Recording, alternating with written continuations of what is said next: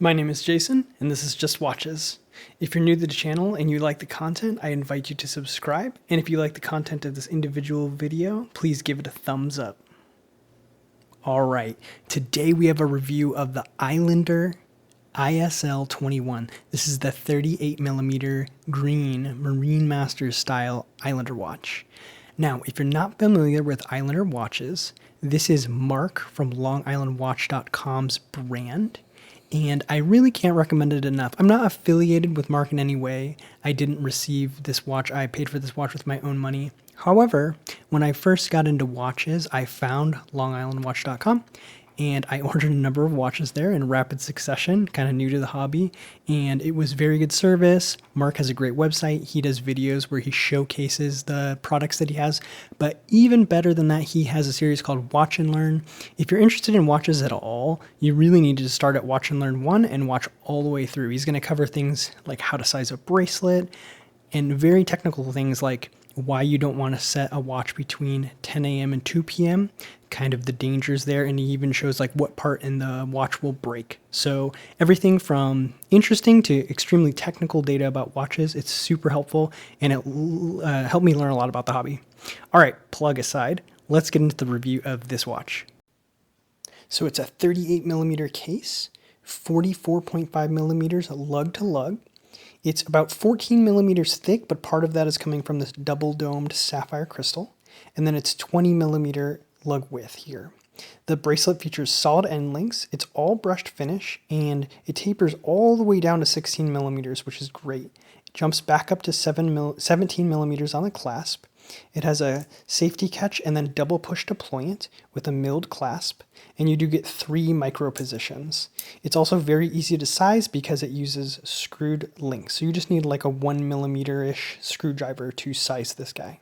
You do have a screw-in caseback with an etching of Long Island there, 200 meters sapphire Island Watch Islander. Now this is going to be powered by the Seiko NH35. That's a 21,600 vibration per hour hacking and hand winding movement with a 42-hour power reserve. So you do have a signed screw down crown. It's signed with the Islander logo. And there's a nice step before the knurling occurs on the crown, and it is situated at that 4 o'clock position in that SKX case style. Now the finishing on the case, it has brushed on the top and high polish on the sides, and there is a nice chamfered edge on both sides where that transition from high polish to brushing does occur. You have a very nice coin style edged bezel. It is 120 click, unidirectional, and it has a nice smooth action. It kind of reminds me of the Orient Kamasu. And guess what? Everything does line up. So this is unlike a Seiko. And this bezel insert is actually lumed, and it's sapphire. It's very cool. So the whole top of the watch is sapphire because you also have a double domed sapphire crystal here. That sapphire crystal also features anti-reflective coating on the back side of the crystal. Then you'll notice you have these Marine Master style hands and second hand with that long sweeping second hand. It's going all the way out to the chapter ring, something I always like to see. You have applied indices. They're all edged in high polish, and the lume on this thing is very good. Look at that green dial. They did an excellent job of matching the green of the dial to the chapter ring to the green of the bezel. That's sometimes very hard to do to get all those colors to match, but it looks very cohesive and well done on this watch. Then you have the Islander logo at the 12 o'clock, and then just automatic 200 meters, plain and simple text on the dial itself, and then of course you have the day and date at that 3 o'clock position.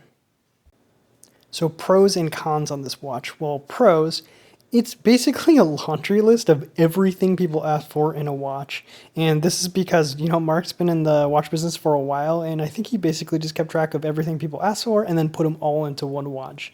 This has hacking, hand winding, a screw down crown, drilled lugs, 200 meters of water resistance, solid end links. The bracelet is sized by screws. It has a milled clasp, sapphire crystal with AR coating. And this one comes in 38 millimeters.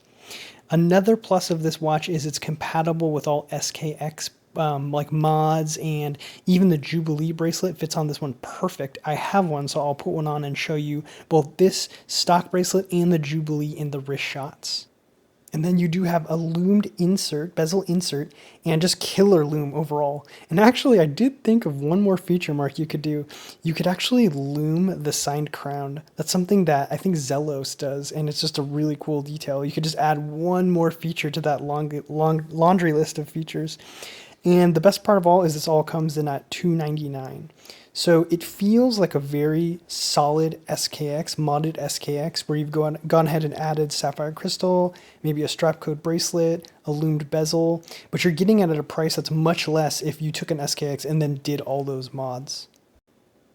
So I only have one con, and that is the end links are solid, and the mid link does sit proud of the case. So it is only 45.5 millimeter lug to lug, but if you measure from the end of these solid end links, it is quite long. It's 51 millimeters. Now, because they curve, and this is only a 38 millimeter case, you'll see that sits fine on my wrist, but if this had been a bigger watch, just keep in mind that those long end links can sometimes add to the way the watch wears. It might wear a little bit bigger on the lug to lug. So there it is on my 6 3/4 inch wrist. You can see it fits perfect, 38 millimeters, 44.5 millimeter lug to lug. And then that bracelet tapers all the way down to 16 millimeters, which makes it light and very comfortable overall. I wish more watches had this significant taper like this. And then there it is on the stock SKX 013 bracelet, that very jingly jangly Jubilee, but you can see it fits perfect. The end link integration is perfect. It fits just right, and as nice as the stock bracelet is, I really like it on this original Seiko Jubilee. All right, and for the loom battle, I'm going to put it head to head with my current reigning champion, which is the Orient Kamasu. So I'll give these guys both a charge, and then we will cut this big light here, and we'll see the loom head to head. So there you go. You can see once you go loomed bezel, I don't think you go back. It's just so much more fun and impressive on the Islander on the right with that loomed bezel. The hour indices and the hands, they're about the same brightness on both these watches, but that loomed bezel just kind of takes it to the next level. So I'm going to let these run for about a couple minutes, and you'll be able to see the staying power of the loom. So a couple minutes have gone by, and you can see they're both still hanging in there. They're doing well. It's a little bit hard to tell on the camera, but I would say they're about tied. But that loom bezel, I don't know why the camera's not picking it up quite right. It's much brighter in person here, but the loom is really good on both these watches. I'm going to call it a tie. And of course, you knew I had to throw it on my new toy, my new Timegrapher, and we're getting great numbers here. It's running a little bit slow, 8 seconds a day, but that's well within parameters. Healthy amplitude at 272, 273, and almost no beat error. So I'm really happy with how this movement is performing. I like watches to run a little bit fast so you can bleed off the seconds each day to resync them to time, but this one is running quite well. This really might represent the perfect price point for an affordable watch with all the features.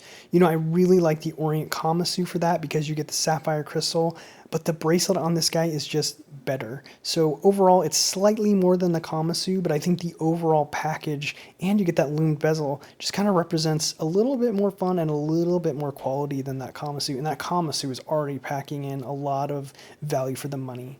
All right, you guys, I'll leave it there. As always, if you like the content of this channel, please subscribe. And if you like the content of this individual video, please give it a thumbs up. All right, I'll see you next time.